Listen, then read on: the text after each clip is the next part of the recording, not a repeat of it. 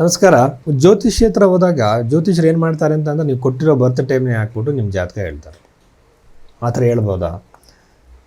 ಯಾವುದೇ ಕಾರಣಕ್ಕೂ ಅದನ್ನು ನಂಬಬೇಡಿ. ಯಾಕೆಂತಂದರೆ ನ್ಯೂಮರಾಲಜಿ ಅಂತ ಹೇಳ್ತಾರೆ, ಒಂದೇ ದಿನದಲ್ಲಿ ಎಷ್ಟು ಲಕ್ಷಾಂತರ ಜನ ಹುಡ್ತಾರೆ, ಸಾವಿರಾರು ಜನ ಹುಡ್ತಾರೆ. ಅವ್ರ ಜಾತಕ ಒಂದೇ ಥರ ಇರೋಲ್ಲ. ಯಾವುದು ಬೇಡ, ಅವಳಿ ಜವಳಿ ಮಕ್ಕಳ ಜಾತಕದಲ್ಲಿ ಕೇವಲ 2 ಮಿನಿಟ್ಸ್ ಡಿಫ್ರೆನ್ಸ್ ಇರುತ್ತೆ.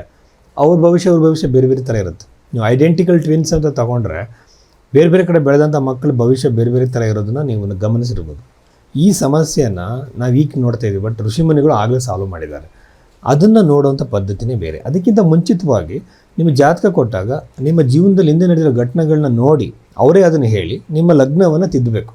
ನಿಮ್ದು ಯಾವ ಲಗ್ನ ಅಂತೇಳಿ ಅದರ ಮೇಲೆ ನಿಮ್ಮ ಭವಿಷ್ಯವನ್ನು ಹೇಳಬೇಕು. ಇದು ಫಸ್ಟ್ನೇ ರೂಲ್ಸ್ ನಿಜವಾದ ಜ್ಯೋತಿಷನ ಕಂಡುಹಿಡಿಯೋದಕ್ಕೆ. ಎರಡನೇದವ್ರ ಪರಿಹಾರ ಹೇಳುವಾಗ ಬೃಹತ್ ಶಾಸ್ತ್ರದಲ್ಲಿ ಹೇಳಿರುವಂತಹ ಪರಿಹಾರಗಳಲ್ಲಿ ಮಂತ್ರ ಜಪ, ದಾನಗಳು, ಗಿಡಗಳನ್ನು ನೆಡುವುದು, ಈ ಥರ ಪರಿಹಾರಗಳನ್ನೇ ಸೂಚಿಸಬೇಕು.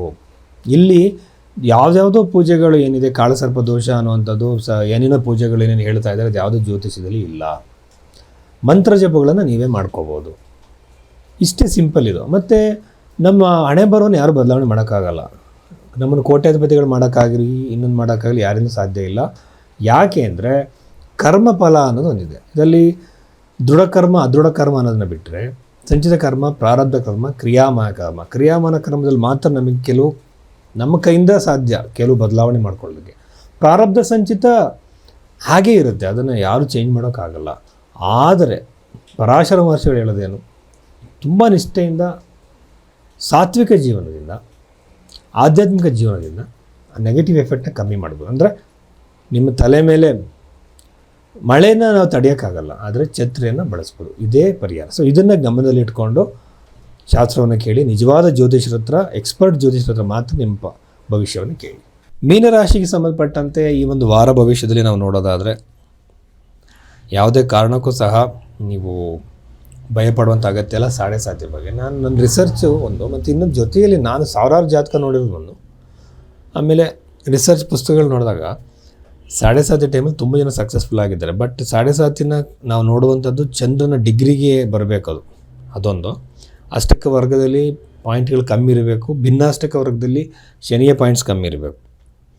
ಇನ್ನೊಂದು ಪಾಯಿಂಟ್ ಏನಂದರೆ ದಶೆಯಲ್ಲಿ ಬರಬೇಕು, ಮತ್ತು ಶನಿಗ್ರಹ ಬಂದು ಫಂಕ್ಷನಲ್ ಮಲೆಫಿಕ್ ಅಂತಾರೆ, ಹಂಗಿರಬಾರ್ದು. ಇಷ್ಟೆಲ್ಲ ರೂಲ್ಸ್ಗಳನ್ನ ನೋಡಿದಾಗ ಮಾತ್ರ ಗೋಚಾರದಲ್ಲಿ ಸಾಡೆ ಸಾತಿನ ನಾವು ನೋಡಬೇಕಾಗುತ್ತೆ. ಇಲ್ಲಾಂದರೆ ಅಷ್ಟಮ ಶನಿ, ಕಂಟಕ ಶನಿಗೆ ಭಯಪಡೋ ಅಗತ್ಯ ಇಲ್ಲ. ಇದನ್ನು ನಮಗೆ ಯಾವ ಜ್ಯೋತಿಷರು ಹೇಳಲ್ಲ. ಯಾಕೆಂದರೆ ನೀವು ಪೂಜೆ ಮಾಡಿಸ್ಬೇಕು, ತುಂಬ ದುಡ್ಡು ಕೊಡಬೇಕು. ಹಾಗಾಗಿ ಸಿಂಪಲಾಗಿ ನಿಮಗೆ ಹೇಳಿದ್ರೆ ನೀವೆಲ್ಲಿ ಬರ್ತೀರಾ? ಸೊ ಈ ಥರ ಎಲ್ಲ ಒಂದು ಜನಗಳನ್ನ ಮೂಢಾತ್ಮನಾಗಿ ಮಾಡುವಂಥ ಪ್ರಯತ್ನ, ಇವೆಲ್ಲ ನಂಬಕ್ಕೆ ಹೋಗ್ಬೇಡಿ. ನಿಜವಾದ ಜ್ಯೋತಿಷ್ಯದಲ್ಲಿ ಅದು ಯಾವುದೂ ಇಲ್ಲ, ಅದಕ್ಕೊಂದು ಕಪ್ಪು ಚುಕ್ಕೆ ಇವೆಲ್ಲ. ಮೀನರಾಶಿಯವರಿಗೆ ವಿವಾಹಕ್ಕೆ ಸಂಬಂಧಪಟ್ಟಂತೆ ನಿಮ್ಮ ಯೋಚನೆ ಇದ್ದರೆ ಈಗ ನೀವು ಸ್ವಲ್ಪ ದಿನ ಅದನ್ನು ಪೋಸ್ಟ್ಪೋನ್ ಮಾಡಿ, ಖಂಡಿತ ಮಾತುಕತೆ ಆಗಲ್ಲ. ಎರಡದಾಗಿ ಬಂದು ನಿಮಗೆ ಸಂತಾನದ ಯೋಗಕ್ಕೆ ಪ್ರಯತ್ನ ಪಡ್ತಿದ್ದರೆ ದಂಪತಿಗಳಿಗೆ ಅನುಕೂಲ ಆಗುತ್ತೆ. ಆಮೇಲೆ ಪ್ರಾಪರ್ಟಿ ಖರೀದಿ ಮಾಡೋ ಅವಕಾಶ ಬರುತ್ತೆ, ಒಂದು ಆನ್ಸೆಸ್ಟ್ರಲ್ ಪ್ರಾಪರ್ಟಿನೂ ಬರುತ್ತೆ, ಒಂದು ವೆಹಿಕಲ್ ಬರ್ಬೋದು, ಒಂದು ಗ್ಯಾಡ್ಜೆಟ್ ಏನು ಬೇಕೋ ಸಿಗೋ ಸಾಧ್ಯತೆ ಇದೆ. ವಿದೇಶದ ಉದ್ಯೋಗ ಪ್ರಯತ್ನ ಮಾಡ್ತಿರೋರಿಗೆ ವಿದೇಶದ ಉದ್ಯೋಗದ ಯೋಗ ಇದೆ. ಆಮೇಲೆ ಇನ್ನೊಂದು ಮುಖ್ಯವಾಗಿ 6ನೇ ಮನೇಲಿ ಕೇತುರಿಂದ ನಿಮ್ಮ ವಿರೋಧಿಗಳ ಮೇಲೆ, ನಿಮ್ಮ ಶತ್ರುಗಳ ಮೇಲೆ ನೀವು ಜಯ ಸಾಧಿಸ್ತೀರ, ನೀವು ಅವ್ರನ್ನ ಅಧಿಗಮಿಸ್ತೀರ, ನಿಮ್ಮನ್ನು ಅವ್ರು ಏನೂ ಮಾಡೋಕ್ಕಾಗೋದಿಲ್ಲ. ಆ ಒಂದು ಶಕ್ತಿ ಪ್ರದರ್ಶನ ನೀವು ಮಾಡ್ತೀರಾ. ಆಮೇಲೆ 9ನೇ ಮನೆಯಲ್ಲಿ ಕುಜಗ್ರಹ ಇರುವಂಥದ್ದು, ಯಾವುದೋ ಒಂದು ಪುಣ್ಯಕ್ಷೇತ್ರಕ್ಕೆ ನೀವು ಭೇಟಿ ಕೊಡ್ತೀರಾ, ಟ್ರಾವೆಲ್ ಮಾಡ್ತೀರಾ, ತುಂಬ ದೂರದ ಪ್ರಯಾಣ. 12 ಮನೆ ರಾಹು ಒಂದೊಂದು ಸಲ ಕೇವಲ ಫಾರಿನ್ ಟ್ರಿಪ್ಗಳು ಅಲ್ಲದೆ ಒಂದು ಸಲ ಆಧ್ಯಾತ್ಮಿಕವಾಗಿ ಕೂಡ ಸ್ವಲ್ಪ ಪ್ರಮಾಣದಲ್ಲಿ ಎತ್ತರದಲ್ಲಿ ಗುಡ್ಡದ ಮೇಲೆ ಇರುವಂತಹ ದೇವಸ್ಥಾನಗಳಿಗೆ ಭೇಟಿ ಕೊಡುವಂಥ ಸಾಧ್ಯತೆ ಇರುತ್ತೆ 12 ಮನೇಲಿ ರಾಹು. ನನ್ನ ರಿಸರ್ಚಲ್ಲಿ ನಾನು ನೋಡಿರೋದು ಇವೆಲ್ಲ ನೋಡಬೇಕಾಗತ್ತೆ. ಆಮೇಲೆ ಶನಿ ಮತ್ತು ಶುಕ್ರಗ್ರಹ 2 ಮ್ಯೂಚುವಲ್ ಆ್ಯಕ್ಸಿಸ್ ಅಂತಾರೆ, 1-7 ಆ್ಯಕ್ಸಿಸಲ್ಲಿರೋದು. ಇದು ಯೂಶ್ವಲ್ ಆಗಿ ಏನು ಮಾಡುತ್ತೆ ಅಂದರೆ ಮ್ಯಾರಿಟಲ್ ಲೈಫ್ ಒಳ್ಳೆಯದಲ್ಲ. ಇದನ್ನು ಗೋಚಾರದಲ್ಲಿ ನೋಡೋದಲ್ಲ, ನಿಮ್ಮ ಜಾತಕದಲ್ಲಿ ಕಾಂಬಿನೇಷನ್ ಇದ್ದರೆ ಮಾತ್ರ ಕೇರ್ಫುಲ್ಲಾಗಿರಬೇಕು. ಶುಕ್ರ ಸೆನ್ಸಿಟಿವ್ ಪ್ಲಾನೆಟ್ ಒಂದು ಸಲ ಅಫ್ಲಿಕ್ಟ್ ಆಯಿತು ಅಂದರೆ 100% ನಿಮಗೆ ಮ್ಯಾರಿಟಲ್ ಲೆವೆಲ್ ಇಶ್ಯೂಸ್ ಕೊಡುತ್ತೆ. But that has to be tested through various angles. Actually ಬಹಳ ಥರದಲ್ಲಿ ನೋಡಿದಾಗ ಮ್ಯಾರಿಟಲ್ ಲೈಫಲ್ಲಿ ಯಾವ ಕ್ವಾಂಟಿಟಿಲಿ ಸಮಸ್ಯೆ ಬರುತ್ತೆ ಅಂತ ನಾವು ಕಂಡುಹಿಡಿದು ಸಾಲ್ವ್ ಮಾಡ್ಬೋದು. ಬಟ್ ಗೋಚರನ ಕಂಪ್ಲೀಟಾಗಿ ಕನ್ಸಿಡರ್ ಮಾಡಬಾರ್ದು, ಜನ್ಮಕ್ಕೆ ಓನ್ಲಿ. ಜನ್ಮಕುಂಡಲಿಯಲ್ಲಿ 16 ಡಿವಿಷನಲ್ ಚಾರ್ಟ್ಸ್ ಇರುತ್ತೆ. ಅದಕ್ಕೆ ಹೇಳೋದು ಜ್ಯೋತಿಷ್ಯ ಅನ್ನುವಂಥದ್ದು ಅಷ್ಟು ಈಸಿಯಾಗಿ ಕಲ್ತ್ಕೊಳ್ಳುವಂಥದ್ದಲ್ಲ ಅಂತ.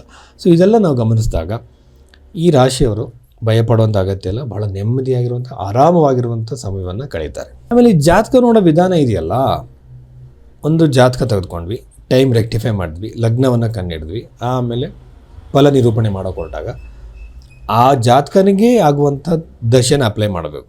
ಇದಕ್ಕೆ ಕಂಡೀಷನಲ್ ದಶೆ ಅಂತಾರೆ, ದ್ವಿಸಪ್ತತಿ ಸಮದಶ ಅಂತ ಹೇಳಿದ್ದಾರೆ. ಈ ಥರ ಕಂಡೀಷನಲ್ ದಶೆಗಳಿದೆ, 48 ದಶೆಗಳಿದೆ. ಅಪ್ಲೈ ಮಾಡಿದ್ವಿ, ಪ್ರಶ್ನೆ ಚಾರ್ಟ್ ನೋಡಿದ್ವಿ, ಎಲ್ಲ ನೋಡಿ ಕನ್ಕ್ಲೂಡ್ ಮಾಡ್ತಿದ್ವಿ. ಆಮೇಲೆ ಕೋಟಾ ಚಕ್ರ ಅಂತ ನೋಡ್ತಾರೆ, ಕೋಟಾ ಚಕ್ರ ಆಗಿರ್ಬೋದು, ಹೆಲ್ತ್ ರಿಲೇಟೆಡ್ ನೋಡಬೇಕು. ಇವೆಲ್ಲ ನೋಡಿಕೊಂಡು ಒಂದು ಕನ್ಸಿಡೆಂಟ್ ಬರಬೇಕಾದ್ರೆ ಮಿನಿಮಮ್ ನಮಗೆ ಇಷ್ಟು ಅಂತ ಟೈಮ್ ಹಿಡಿಯುತ್ತೆ. 2 ನಿಮಿಷ 3 ನಿಮಿಷದಲ್ಲಿ ಯಾರು ಪ್ರಿಡಿಕ್ಷನ್ಸ್ ಕೊಡ್ತಿದ್ದಾರೆ, ಹೇಗೆ ಕೊಡ್ತಿದ್ದಾರೆ ಅವರು? ಬರೀ ರಾಶಿ ಮೇಲೆ ಹೆಂಗೆ ಹೇಳ್ತಾ ಇದ್ದಾರೆ ನಿಮ್ಮ ಭವಿಷ್ಯ ಇದೆ ಅಂತೇಳಿ. ಸೊ ಇದೆಲ್ಲ ನೀವು ಗಮನದಲ್ಲಿ ಇಟ್ಕೋಬೇಕು. ಹಾಗಾಗಿ ಒಂದು ಜಾತಕವನ್ನು ಸೈಂಟಿಫಿಕ್ ವೇಲಿ ನಾನು ನೋಡಿ ಅನಾಲಿಸಿಸ್ ಮಾಡಿ ನನ್ನೊಂದು ಪ್ರಿಡಿಕ್ಷನ್ ಕೊಡ್ತೀನಿ. ಒಂದು ದಿನಕ್ಕೆ ಇಷ್ಟೇ ಜಾತಕಗಳು ನೋಡೋಕ್ಕಾಗೋದಂತ ಆಗುತ್ತೆ, ಎಲ್ಲರೂ ನೋಡೋಕ್ಕೆ ಸಾಧ್ಯ ಇಲ್ಲ. ಆವಾಗ ಅದಕ್ಕೆ ನೀವು ನನ್ನ ಕಾಂಟ್ಯಾಕ್ಟ್ ಮಾಡ್ಬೋದು, ಆ ರೀತಿಯಲ್ಲಿ ನೋಡೋದಕ್ಕೆ. ಸೊ ಈಗ ಇಲ್ಲಿ ಇರುವಂಥ ಸಂಖ್ಯೆ ನೀವು ಕರೆ ಮಾಡಿ ನನ್ನ ಜೊತೆ ಕನ್ಸಲ್ಟೇಷನ್ ತೊಗೊಳ್ಳಿ. ನಮಸ್ಕಾರ.